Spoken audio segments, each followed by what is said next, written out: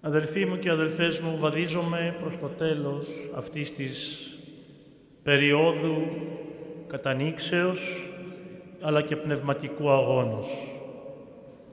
Με την ευκαιρία αυτών των υπερόχων πράγματι ακολουθιών των κατανοητικών εσπερινών, ο καθένας μας προσπαθεί κάτι να καταλάβει από το μυστήριο του ανθρώπου και να δει τι δυνατότητες έχει ως άνθρωπος, τι χαρίσματα διαθέτει η ανθρωπίνη φύση.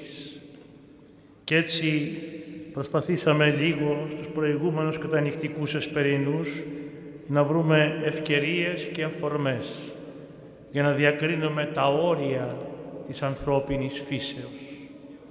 Όχι μόνο τι μπορούμε εμείς να κάνουμε, αλλά και τι είδους κατάσταση είναι η κατάσταση των Αγίων, κατάσταση υπερνούν. Αυτά που διαβάζουμε στα βιβλία δεν είναι ασφαλώς μόνο λόγια. Είναι εμπειρίες και πραγματικότητες που αντέχει η ανθρώπινη φύση και που την ολοκληρώνουν. Μιλήσαμε λοιπόν στην αρχή για τις αρετές που ανοίγουν την καρδιά, την κάνουν χωρητική του αδελφού, της χάριτος και εν τέλει του ιδίου του Θεού. Είδαμε στη συνέχεια τις άλλες αρετές που μας συνδέουν με το χρόνο και την αιωνιότητα. Και μας δόθηκε η ευκαιρία να μιλήσουμε και για τις αρετές του βάθους της ψυχής. Κατεβήκαμε σιγά σιγά προς τα βαθύτερα στρώματα της ψυχής, περνώντας μέσα από ροπές, από εσωτερικούς φόβους, από εγκατεστημένα ψυχολογικά ιδιώματα, από μία γενικευμένη πανανθρώπινη θλίψη, για να φτάσουμε στο τέλος να ανακαλύψουμε τα αποτυπώματα του κατ' στην ψυχή του κάθε ανθρώπου. Επίσης μιλήσαμε για κάποιες αρετές που συνδέονται με το κρυπτό της καρδίας άνθρωπο και περιγράψαμε τις επιμέρους συνιστώσεις της εσωτερικής αυτής καταστάσεως. Οι Άγιοι μας ανέδειξαν χαρίσματα της ανθρωπίνης φύσεως, είτε σε σπηλιές και οπές της γης, είτε σε κορυφές της, είτε μυστικώς ατενίζοντες με κλειστούς οφθαλμούς, είτε εποπτεύοντες με ανοιχτή θέα. Μιλήσαμε και για τα σπήλαια της ψυχής. Σήμερα όμως είναι ευκαιρία να γυρίσουμε λίγο τον διακόπτη προς τις κορυφές της. Εκεί που μπορεί να φτάσει, αν το θέλει ο άνθρωπος, με αυτό το όργανο που ο Θεός έδωσε και που μας διαφοροποιεί από όλα τα άλλα έμβια όντα στη δημιουργία και που ονομάζεται νους. Είπαμε ότι οι αρετές του νοός ονομάζονται από τον σήμερον τιμόμενον υπό της Εκκλησίας Θεοφόρο Πατέρα Όσιο Ιωάννη τον Σιναήτη, τον συγγραφέα της Κλίμακος, Ανάσταση της ψυχής πρώτης κοινής Αναστάσεως. Αυτό σημαίνει εμπειρίες της Βασιλείας του Θεού από αυτόν εδώ τον κόσμο, πριν να γίνει δηλαδή η συντέλεια των καιρών. Έτσι μπορεί να ζήσει ένας Άγιος. Γι' αυτό και εμείς σας δούμε σήμερα πού μπορεί να φτάσει με την βέβαια δυνατότητα που έχουμε προσλήψεως. Πού μπορεί να φτάσει ο νους του ανθρώπου, σε ποια κατάσταση εξαγιασμού και καθάρσεως. Και όταν λέμε νους δεν εννοούμε την εξυπνάδα, την ικανότητα κάποιου να μπορεί να μαθαίνει γρήγορα ή να έχει πολύ δυνατή μνήμη ή να συλλαμβάνει πρωτότυπα πράγματα και δυσνόητα νοήματα. Όταν στην Εκκλησία μιλάμε για το νου, δεν εννοούμε τη σκέψη, την παιδεία ή τη μόρφωση που καλλιεργεί κατά κάποιον τρόπο τη φυσική ευφυΐα μας. Νους δεν είναι το μυαλό, δεν είναι προσόν για την Εκκλησία το να είναι κανείς μορφωμένος ή να έχει γεννηθεί με κληρονομική ευστροφία. Ο νους για την Εκκλησία είναι κάτι άλλο μέσα στον άνθρωπο. Είναι αυτό που στη θέση του φυσικού στοιχείου της εξυπνάδας μας έχει την χάρη του Θεού και την σοφία του Θεού. Είναι αυτό που αντί της προκοπής της μόρφωσης προτιμά την καλλιέργεια της ταπείνωσης. Είναι αυτό το στοιχείο που μας βοηθάει να φύγουμε λίγο από τον φυσικό εαυτό μας και να αντικρίσουμε κατά κάποιον τόπον την εικόνα του Θεού εντός μας και τη δική μας προβολή εν το Θεό. Ο νους είναι η έδρα των λογισμών, ο τόπος των βαθυτέρων σκέψεων, η έδρα της πίστεως, η έδρα των μεγάλων αποφάσεων, των κρισίμων για την ίδια τη ζωή μας επιλογών. Λέμε συχνά για τους Αγίους ότι επτέρωσαν το νουν ή ότι είναι υψηπετείς κατά τον νουν, δηλαδή ότι έδωσαν φτερά στο νου τους, στην ανώτερη αυτή κατάσταση της ψυχής τους και μπόρεσαν να πετάξουν σε μεγάλα ύψη. Ο Απόστολος Παύλος λέγει στην προς Κολασσαείς επιστολή «Τα άνω ζητείτε, τα άνω φρονείτε, μη τα επί της γης». Διαρκώς δηλαδή η τάση σας να είναι προς τα άνω. Άνω σχόμεν τας καρδίας, λέμε στην Θεία Λειτουργία, να ανεβάσουμε ψηλά την καρδιά μας. Άλλοτε πάλι οι ύμνοι μας προτρέπουν να επαρθόμεν εν Θεός ή στο γεγονός της μεταμορφώσεως να αναβόμεν εις το όρος Κυρίου. Να ανεβούμε δηλαδή ψηλά με ένθεο ζήλο και ελπίδα εν Θεού μεγάλης συναντήσεως. Αυτή η ταύτιση της πνευματικής προόδου με τάση αναβάσεως σε νοητά ύψη δεν είναι φυσικά άνευ σημασίας. Και αλλού πάλι η Γραφή επαναλαμβάνει σταθερά στην προς Φιλιππισίους επιστολή του Απόστολος Παύλος. «Ημών το πολίτευμα εν ουρανής υπάρχει». Η καρδιά, το θέλημα, το φρόνημα, ο προσανατολισμός μας, ο θησαυρός μας τελικά να είναι στον ουρανό και όχι στα γήινα, στα υλικά, στα τετριμένα, στα φθαρτά, στα παρερχόμενα. Ο Κύριος μας δίδει την εντολή. Όπου εστί ο θησαυρός ημών, εκεί και η καρδία ημών έστε. Αλλά και τα γεγονότα των μεγάλων αποκαλύψεων γίνονται και αυτά σε υψηλά σημεία της γης.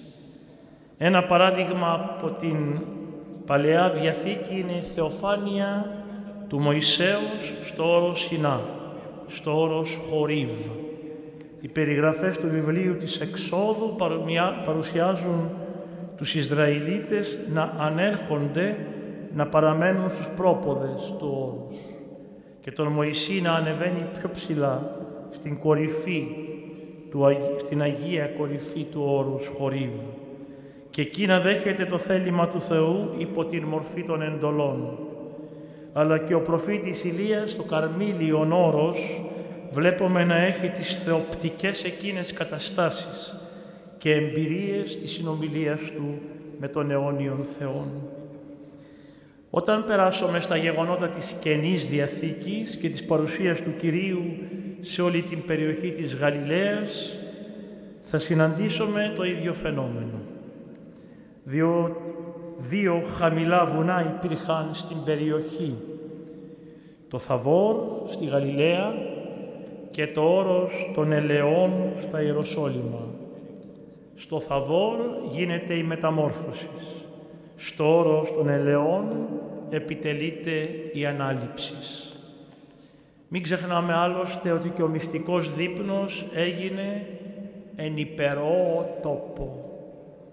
Κατά την παράδοση και κατά τις ενδείξεις των Αγίων Αποστόλων που περιγράφεται στις πράξεις και το γεγονός της Πεντηκοστής της καθόδου του Αγίου Πνεύματος πάλι σε τόπο ψηλό έγινε. Και η Σταύρωση του Κυρίου μας που σε λίγες ημέρες θα προσκυνήσουμε με βαθιά κατάνοιξη και πόνο καρδιάς και αφοσιώσεως στο λόφο του Γολγοθά πραγματοποιήθηκε. Βλέπουμε λοιπόν παντού να υπάρχουν αυτά τα σημεία που αποτελούν τις προεξοχές της γης, τα σημεία επαφής με τον ουρανό, τα σημεία των νοερών επαφών και ψηλαφήσεων, τους τόπους των προσεγγίσεων του θεϊκού μυστηρίου. Αυτός είναι ο λόγος που όλη αυτή η φρασεολογία που χρησιμοποιείται στα τροπάρια, στις ακολουθίες, μιλάει για άνοδο, για αναβάσεις της ψυχής προς τα υψηλά, για νοερές καταστάσεις εν Θεού επάρσεως. Ίσως και εμείς καμιά φορά νιώθουμε από δική μας εμπειρία τι ευλογία είναι να βρίσκεται κανείς επάνω σε μια ψηλή κορυφή, όπου έχει ανοιχτή θέα και βλέπει τα πράγματα λίγο διαφορετικά. Ο αέρας είναι καθαρότερος και η αναπνοή καλύτερη. Έτσι είναι και στα πνευματικά. Όταν ανεβεί κανείς ψηλά, τότε μπορεί ο νους του να ψηλαφεί γεγονότα, έννοιες, σημεία, στοιχεία της παρουσίας του Θεού με τρόπο πιο ευαίσθητο και πιο αληθινό. Σήμερα λοιπόν καλόν θα ήταν να κάνουμε μια εντελώς αντίστροφη κίνηση. Να δούμε λίγες από τις καταστάσεις που περιγράφουν το ύψος των αρετών, των νοητικών αρετών, που θα έχετε ασφαλώς όλοι διαβάσει σε βιβλία για την ωερά προσευχή και την ωερά κατάσταση. Αυτό σημαίνει, αδελφοί και αδελφές, εξαγιασμό του νου στα διάφορα επίπεδα που θα δούμε παρακάτω. Εξαγιασμό που φέρνει πραγματικά τον άνθρωπο στο σημείο να ψηλαφεί ακόμη και το μυστήριο της Παναγίας Τριάδος. Για να δούμε λοιπόν σιγά σιγά αυτά τα επίπεδα, ας αρχίσουμε από τα χαμηλότερα προχωρώντας προς τα υψηλότερα. Η πρώτη κατάσταση είναι η λεγόμενη αφύπνιση του νοός. Συνήθως ζούμε σε μία νάρκωση του νου μας, σε ένα βαθύ ύπνο, σαν να μην καταλαβαίνουμε την πραγματικότητα, σαν να έχουμε τα μάτια μας κλειστά, σαν να κοιμόμαστε, σαν ξεχασμένοι σε ένα κοσμικό παραλήρημα, πνιγμένοι σε ψευδαισθήσεις, ζώντας σαν δυστυχώς άλογα ζώα, σαν φυτά ή σαν ρομπότ, κινούμενοι μηχανικά. Σηκωνόμαστε, πλενόμαστε, τρώμε, δουλεύουμε, γυρίζουμε, κάνουμε τις όποιες εργασίες, λησμονώντας το μεγάλο θησαυρό της ψυχής, ο οποίος διαθέτει μια πολύ μεγαλύτερη δυνατότητα. Τη δυνατότητα να υποδέχεται την κάθοδο του Θεού μέσα μας ή να ευωδώνει την άνοδο της ψυχής μας, προκειμένου αυτή να ζήσει μυστικά ενωμένη μαζί Του. Αυτή η νάρκη οδηγεί στην αμαρτία, χωρίς ίσως να το καταλαβαίνουμε και πολύ. Είναι λοιπόν ανάγκη ο νους μας να ξυπνήσει, να αφυπνιστεί και να έλθουμε στον εαυτό μας. Η πρώτη κατάσταση, το πρώτο σκαλοπάτι λοιπόν πνευματικής ανόδου είναι η αφύπνιση του νοός και η αντίστοιχη αρετή που γεννάται από αυτή την κατάσταση είναι η μετάνοια, για την οποία τόσο λόγο κάνει η Εκκλησία μας. Θυμηθείτε ότι το κήρυγμα του Ευαγγελίου αρχίζει με αυτόν τον λόγο. Μετανοείτε, ήγγε και η Βασιλεία του Θεού. Μια κλασική περίπτωση αφύπνισης του νοός είναι αυτή της παραβολής του ασώτου. Τι λέει ο παραβολικός λόγος? Ελθόν εις εαυτόν. Αναφέρεται λοιπόν για τον άσωτο ότι ήλθε στα καλά του. Κατάλαβε τι του γίνεται. Ξύπνησε, άνοιξε δηλαδή τα μάτια και κατάλαβε πόσο λάθος ζει. Δεν είναι μόνο αυτό το παράδειγμα που συνδέεται όμως με τη μεγάλη αρετή της μετανοίας. Υπάρχουν και άλλα παραδείγματα. Βλέπουμε λόγω χάρη τον ληστή να ζει μια ολόκληρη ζωή αμαρτίας, ακολασίας, αρπαγής, κλοπής, μια ζωή που τον οδηγεί δικαίως στον τρομερό θάνατο δια της σταυρώσεως. Και όμως, τη στιγμή της σταυρώσεως δημιουργείται η αφύπνιση του νοός. Και τι λέει? «Και ημείς μεν δίκαια όν επράξαμεν απολαμβάνουμε».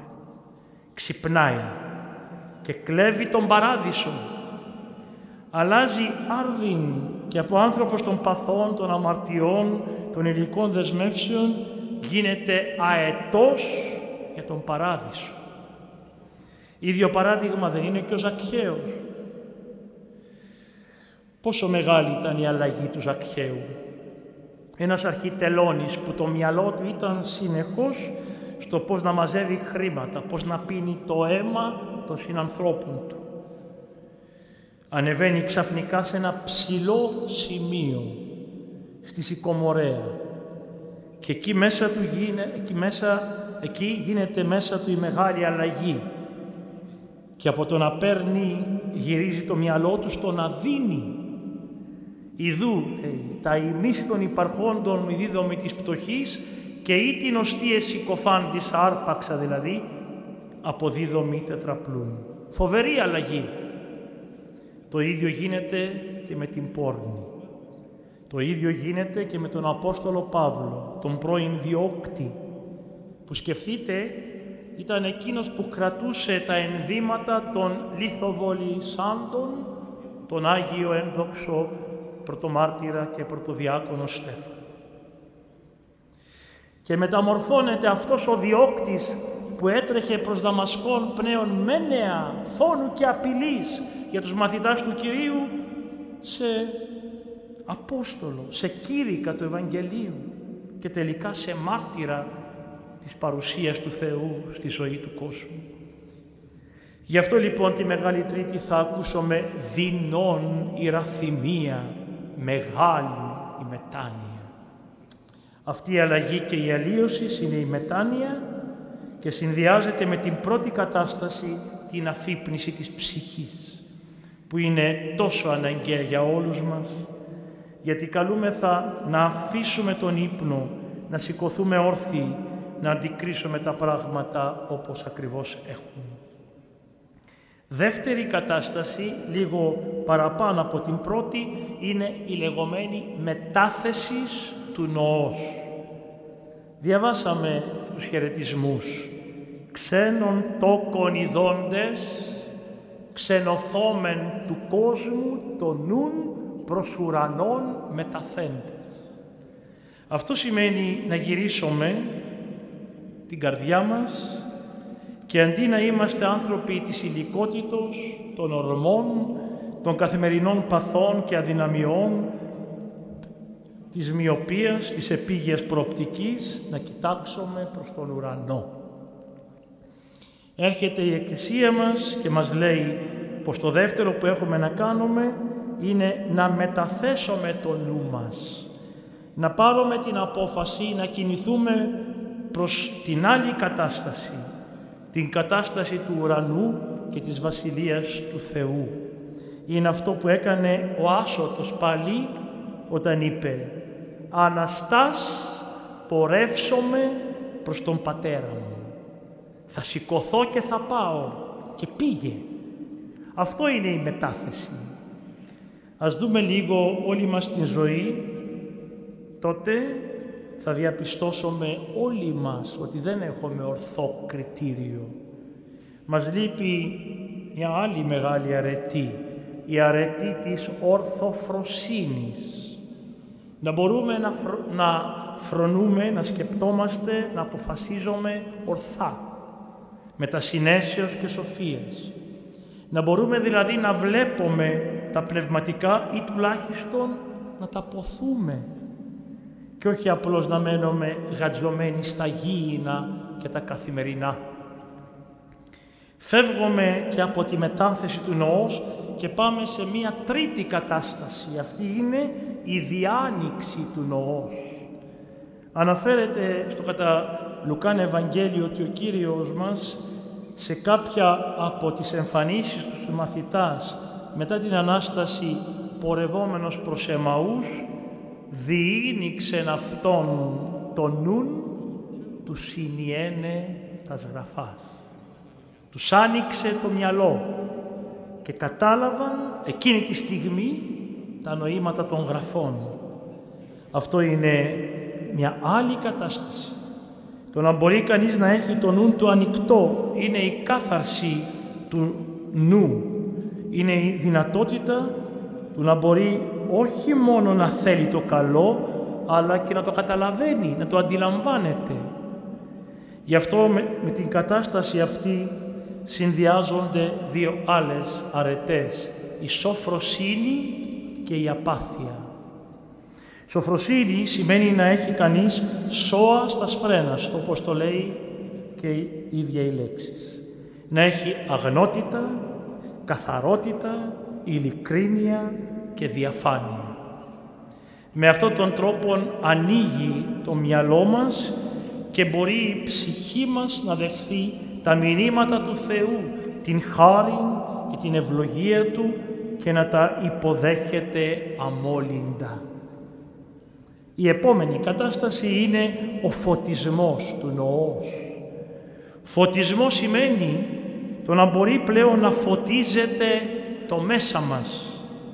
Υπάρχουν αρετές για τις οποίες μιλούν τα πατερικά βιβλία και με τις οποίες μπορεί κανείς να φωτίζεται και να διακρίνει το θέλημα του Θεού στη ζωή του, να κατανοεί έννοιες και νοήματα που αλλιώς δεν συλλαμβάνει, να βλέπει τα σημεία του Θεού, να αντικρίζει τα θαύματα, ακόμη και τον ίδιο το μυστήριο του Θεού, έστω και αν δεν το καταλαβαίνει, και να γεννάται μέσα του η πίστης με έναν τρόπο εντελώς χαρισματικό. Με το φωτισμό του νοός σχετίζονται τρεις αρετές, όπως αυτές αναφέρονται στο τέλος του βιβλίου της Κλίμακος. Η μία ονομάζεται διάκριση, η άλλη ονομάζεται διόραση και η τρίτη ονομάζεται προόραση. Και εκεί λέει ο Άγιος Ιωάννης της Κλίμακος ότι η μεγαλύτερα όμως από όλες τις αρετές, η βασιλής, η κυρία είναι η διάκριση. Διάκριση έχει ο φωτισμένος άνθρωπος, αυτός που μπορεί να ξεχωρίζει το καλό από το κακό. Αυτός που δεν έχει μέσα του σύγχυση, που δεν τα βλέπει θολά. Πόσο διαφορετική είναι μια μέρα με μεγάλη ορατότητα από μια άλλη με ομίχλη. Για φανταστείτε, από τη μια να πορεύεται κανείς πνευματικά μέσα σε ομίχλη και για φανταστείτε από την άλλη να βαδίζει μέσα σε μια μεγάλη πνευματική ορατότητα. Να μπορεί δηλαδή να διακρίνει τις λεπτομέρειες. Έχουμε περιπτώσεις Αγίων ανθρώπων που τους πλησιάζουμε και εκείνοι διαβάζουν την ψυχή μας. Μας λένε αυτό που θέλουμε, αυτό που έχουμε ανάγκη. Δεν είναι τίποτα μαγικό αυτό.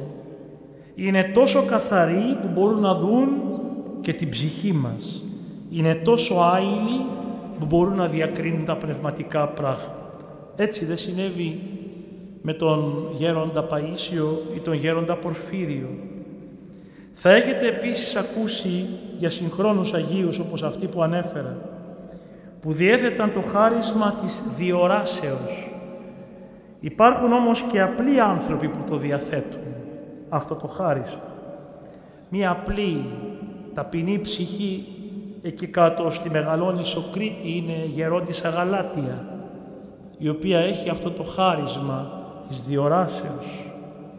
Στο μετόχι της Σίμωνος Πέτρας που ευρίσκεται εδώ στο Λεκανοπαίδιο των Αθηνών, στην Κεσαριανή, εκεί υπήρχε πάρα πολλές και υπήρξαν πολλές και ευλογημένες ψυχές κάτω από το πετραχύλι ενός συγχρόνου Αγίου, που έλεγαν πολλές φορές ότι έπαιρναν από τον ιερόν αυτόν άντρα το χάρισμα και την ευλογία και τη δύναμη να βλέπουν πράγματα, να βλέπουν καταστάσεις, να βλέπουν και να αντιλαμβάνονται πραγματικότητες που στα μάτια των κοσμικών και χωικών ανθρώπων είναι εντελώς αδιόρατες. Ο γέρον Ιερώνυμος λοιπόν υπήρξε και αυτός ένας πραγματικά αγωγός της Θείας Χάριτος. Και με την τρίτη αρετή, την προόραση, ο άνθρωπος της Χάριτος μπορεί να δει λίγο και από τα επόμενα βήματά μας. Να μας περιγράψει κάτι από το μέλλον μας, να δει στο βάθος του χρόνου μας, να μας συμβουλέψει με βάση την προοπτική μας. Αυτά τα χαρίσματα τα δίδει ο Θεός στους ανθρώπους, είναι συγγενή μεταξύ τους και τα έχουν αυτοί που έχουν φτάσει στον φωτισμό του νοός. Και εδώ πρέπει να επισημειώσουμε ότι και ο διάβολος προσπαθεί, αλλά δεν μπορεί να έχει τη δυνατότητα, παρότι είναι πνεύμα και προοράσεως και διοράσεως. Και τα πυθύνια όργανα του μόνον αγυρτικά φαινόμενα επιτελούν. Οι μάντις, οι αστρολόγοι και όλοι αυτοί, οι οποίοι ασφαλώς δεν έχουν τη δυνατότητα να δουν το μέλλον, διότι ο δαίμονας δεν μπορεί να προορίσει ή να εισδύσει μέσα στο μέλλον, διότι μόνον ο Θεός έχει αυτή την ιδιότητα. Επομένως ψεύδονται και εξαπατούν όσους αφελείς και ασταθείς και ανοήτους προσφεύγουν σε τέτοιες διαδικασίες δαιμονίων για να μπορέσουν να δουν δήθεν το μέλλον τους. Αλίμονο, αδελφοί, αν σε μία τράπουλα ή σε κάποια ζωγραφισμένα χαρτιά κρυβόταν το μέλλον του ανθρώπου. Ας προχωρήσουμε λοιπόν στην επόμενη κατάσταση. Λέμε πολλές φορές, «Πάτερ μου, πηγαίνω στην εκκλησία και όμως δεν μπορώ να κρατήσω το μυαλό μου ούτε ένα λεπτό. Τρέχει από εδώ, πηγαίνει από εκεί, στα καταστήματα, στις αρρώστιες, στα προβλήματα, στα παράπονα, στην εφορία, στις δουλειές, σε οτιδήποτε αλλού παρά στο ναό. Ενώ είμαι στην εκκλησία και έχω πάει με όρεξη, εκεί που μόλις έχουν διαβάσει το Ευαγγέλιο, συνειδητοποιώ ξαφνικά ότι είμαστε στο Πάτερ ημών. Έχει φύγει όλη η ακολουθία. Το μυαλό μου έχει τρέξει δεξιά, αριστερά. Δεν θυμάμαι καλά αν είπαμε και το πιστεύω. Αυτό στους πατέρες, αδελφοί μου, ονομάζεται πολυπόρευτον της διανοίας ή ολισθηρών της διανοίας. Γλιστράει το μυαλό και φεύγει πότε δεξιά, πότε αριστερά. Υπάρχει λοιπόν μία αρετή που μπορεί να την έχετε διαβάσει στα βιβλία, που ονομάζεται εστίαση του νοός ή τήρηση του νοός. Κυκλοφορεί ένα μικρό βιβλιαράκι για έναν ησυχαστή αγιορείτη που τον ρωτούσαν «Εσύ τι κάνεις, τι εργόχερο έχεις, αγιογραφία, κομποσκήνια, θυμίαμα?» Και εκείνος απαντούσε «Εμείς νουν τηρούμεν». Κρατάμε το μυαλό μας στη θέση του. Θα έχετε ακούσει για τον πατέρα Σοφρόνιο Σαχάροφ, τον βιογράφο του νέου οσίου της Εκκλησίας μας, Αγίου Σιλιανού του Αθωνίτου, όπου αναφέρει σε ένα βιβλίο του την προοπτική, την οποία ο Κύριος έδωσε σαν εντολή στον Όσιο Σιλουανό. Κράτα το νου σου στον Άδη και μην απελπίζω. Αυτό είναι η τήρηση, το κράτημα του νοός. Το να μπορέσει κανείς να αγωνιστεί να μείνει το μυαλό του, ο νους του, προσιλωμένο στα Θεία Νοήματα. Αυτό για να γίνει βέβαια θέλει αγάπη, διότι όπου γαρεστεί ο θησαυρός ημών, εκεί και η καρδία ημών. Εκεί που αγαπάς, εκεί είσαι καρφωμένος, προσιλωμένος. Τήρηση λοιπόν του νοός, τι ωραία αρετή. Συνδυάζεται με την εγρήγορση και την προσευχή, να είσαι στην προσευχή και να παρακολουθείς, να μην χάνεις την αίσθηση του Θεού και της επικοινωνίας μαζί Του. Βέβαια, όταν θα αρχίσεις, θα δεχθείς πόλεμο φρικτών. Θα χασμουριέσαι, θα αισθάνεσαι να δακρύζουν τα μάτια σου, να αισθάνεσαι κόπωση. Χρειάζεται λοιπόν ηρωικό φρόνημα εκεί να πολεμήσεις στην τήρηση του νοός. Θα σου έρθουν λογισμοί σαν βέλη με πυρακτωμένη δύναμη, με την προσευχή και με το όνομα Ιησού μάστιζε πολεμίους. Θέλει λοιπόν απόφαση σταθερή και αγώνα. Στο 4ο βιβλίο των Μακαβαίων στην Παλαιά Διαθήκη και στα τελευταία κεφάλαια της Αποκαλύψεως σαν υπενιγμός αναφέρεται και μια ακόμη κατάσταση του νοός, ανώτερη από τις προηγούμενες. Είναι, όπως λέγεται, η ηγεμονία του νοός. Το να μπορεί δηλαδή τελικά η ανωτέρα πνευματική αίσθηση του νοός να κυριαρχεί και να εξουσιάζει και να ηγεμονεύει και να βασιλεύει στον άνθρωπο. Αυτό είναι η κτήση του νοός. Το να έχει δηλαδή κανείς το νου του στον έλεγχό του. Να κυβερνάει η ψυχή το νου. Αυτή είναι η πνευματική ελευθερία, να βασιλεύει μέσα μας ο υπέρτατος εαυτός. Εκείνος που προσεγγίζει το Θεό και κυριαρχεί επάνω στις κατώτερες ντροπές και κλίσεις. Στις ντροπές που μας κάνουν να αισθανόμαστε ότι έχουμε πάνω μας ανεξίτηλα χαραγμένη τη σφραγίδα της πτώσεως και της ντροπής προς την αμαρτία. Αυτά όλα όμως είναι για μας. Υπάρχουν άνθρωποι που ζουν και μέσα από αυτούς τα ζούμε κι εμείς στην εξομολόγηση υπέροχοι άνθρωποι. Άνθρωποι αφυπνισμένοι που έχουν το μυαλό τους μετατιθεμένο προς τον ουρανό, διανοιγμένο, έχουν το φωτισμό και μπορούν να δοκιμάζουν τα πνεύματα ή εκ του Θεού εστίν. Ο νους τους είναι ηγεμονικός και συγκροτημένος, επιβάλλεται και κυριαρχεί. Μια άλλη κατάσταση είναι η λεγόμενη εκδημία του νοός, το να βγει δηλαδή κανείς έξω από τις σκέψεις του, να έχει η φαρπαγή του νοός. Αναφέρεται αυτό για τον πατέρα του Αγίου Γρηγορίου του Παλαμά. Δεν ήταν μοναχός, ήταν παντρεμένος και είχε 5 παιδιά. Ελέγεται ο Κωνσταντίνος και ήταν συγκλητικός στο Βυζάντιο και σύμβολος του αυτοκράτορα Ανδρονίκου του Δευτέρου.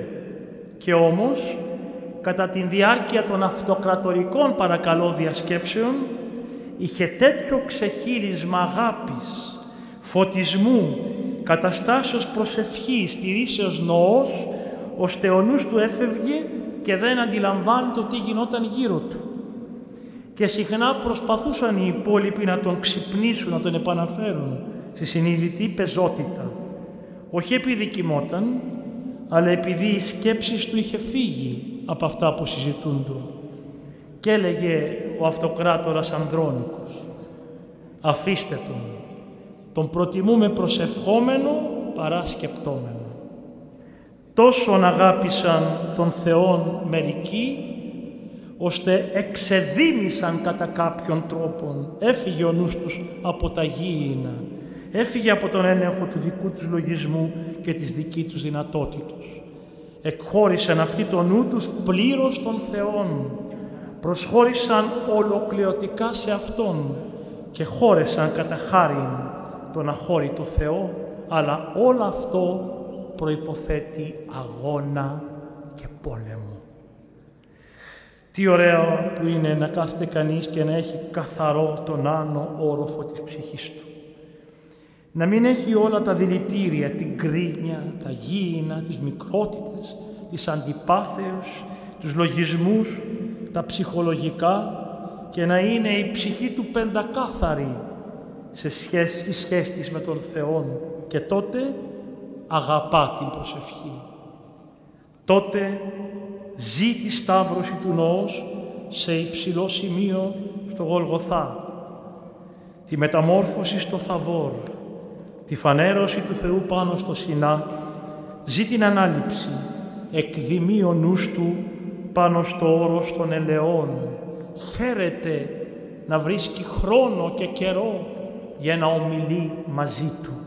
Κι έτσι ζει την τελική κατάσταση, που είναι η ανάπαυση του νοός και της ψυχής. Δηλαδή να έχει κανείς την ουράνια ησυχία που επιτρέπει στη χάρη του Θεού να μπαίνει μέσα του, να ενδυμεί και να ενεργεί. Είναι αυτό που λέει ο Κύριος, ότι τελικά θα έλθει στον άνθρωπο ο τρισυπόστατος Θεός και μονήν παρά αυτό θα ποιήσει. Καθώς λοιπόν ζούμε τις μέρες αυτές με τον τρόπο αυτό, την προετοιμασία μας για το Πάσχα, καθώς αφήνουμε την ψυχή μας να κάνει ό,τι μπορεί, να νηστέψει, να εξομολογηθεί, να αγωνιστεί, να έρθει στις ακολουθίες, να ακούσει έναν λόγο χάριτος, να μεταλάβει σώματος και αίματος Χριστού, να κάνει τον αγώνα της τον ειδικό, είναι πολύ ωραίο να ξέρουμε ότι ο αγώνα μας ξεδιπλώνεται μπροστά σε τέτοιες καταστάσεις και δυνατότητες. Αυτό θα μπορούσε να μας φιλοτιμήσει και να μας φωτίσει και να μας ταπεινώσει. Αυτό θα μπορούσε να μας ενισχύσει στον πνευματικό μας αγώνα και να μας αξιώσει, ξέροντας ότι αγωνιζόμαστε με τη μετάνοια, με την ορθοφροσύνη, με τη σοφροσύνη και την απάθεια, με την εγρήγορση και την προσευχή, με την διάκριση, τη διόραση και την προόραση, να έχουμε μπροστά μας το θέλημα του Θεού και μόνον και να μπορούμε να ζούμε τόσο την εσωτερική ανάπαυση όσο και την προσδοκία της χάριτος του Θεού. Αν λοιπόν κάποιος από εμάς ανεβεί αυτά τα σκαλοπάτια, ξεκινώντας από την αφύπνιση του νοός, αν περάσει στη σωστή μετάθεση και κατεύθυνση του νοός, στη συνέχεια στην διάνοιξη, μετά στον φωτισμό και την έλαμψη, έπειτα στην τήρηση, στην κυριαρχία, στην ηγεμονία και κτήση του νοός του και τέλος στην εκδημία, αν φύγει από τα γήινα, τότε θα δεχθεί την επίσκεψη του Κυρίου του. Τότε μαζί με όλη αυτή την αλυσίδα των αρετών, που στην κορυφή της βρίσκεται μετά την ελευθερία η ευφροσύνη, η χαρά, η ειρήνη, τα δώρα της Αναστάσεως και του Αγίου Πνεύματος, θα μπορέσει να ζει και αυτή την ανάπαυση εν το Θεό. Μπροστά σε όλα αυτά, ο αγώνας μας δεν θα είναι προσπάθεια, κάτι να καταφέρουμε, αλλά θα είναι προσμονή ταπεινή, να μας δοθεί κάτι. Θέλω λοιπόν να ευχηθώ σε όλους να δώσει ο Θεός από αυτά τα ωραία και υπέροχα και μοναδικά γλυκίσματα να γευθούμε στην νηστίσιμη αυτή περίοδο, γιατί αυτά είναι νηστίσιμα, δεν είναι αρτίσιμα.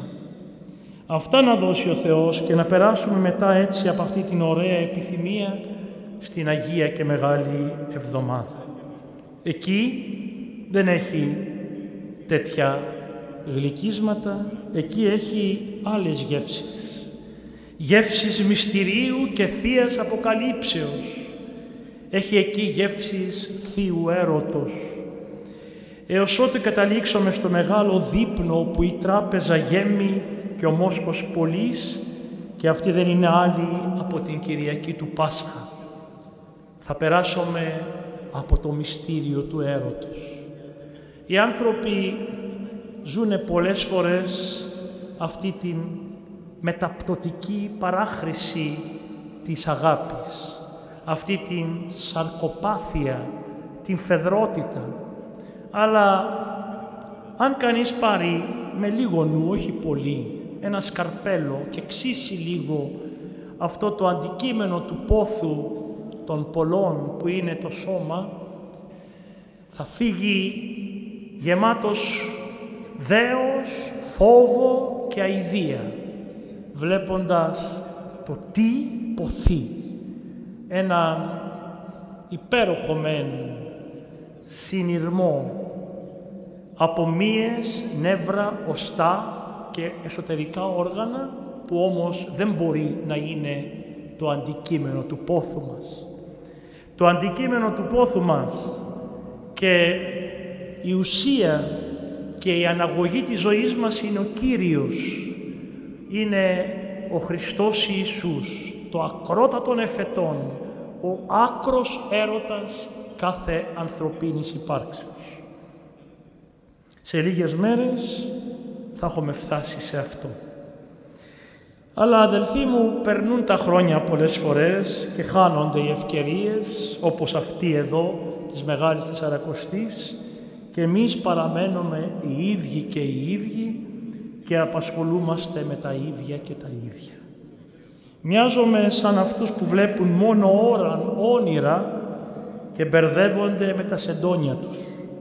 Δεν είμαστε σε αυτούς που τα πετούν όλα από εδώ και από εκεί και αφήνουν την ψυχή τους ελεύθερη να τρέξει προς τα πάνω. Επιτρέψατε μου, πατέρες και αδελφές και αδελφοί εν Κυρίου, να ευχηθώ να δώσει ο Θεός σε όλους μας τη χάρη, την ευλογία Του και το φωτισμό Του, για να μπορέσουμε να νεκρώσουμε τα πάθη μας, να εξαγιάσουμε το νου μας και να αξιωθούμε έτσι να ζήσουμε τις ευλογίες των σεπτών παθών και της ενδόξου Αναστάσεως. Την επομένη Κυριακή θα είναι η τελευταία ευκαιρία πνευματικού συμπνευματισμού στους κατανυκτικούς εσπερινούς της εφετινής Μεγάλης Τεσσαρακοστής. Εύχομαι και πάλι καλό στάδιο του πνευματικού αγώνος και η χάρις του Κυρίου μας να ευλογεί και να αγιάζει πάντας. Αμήν.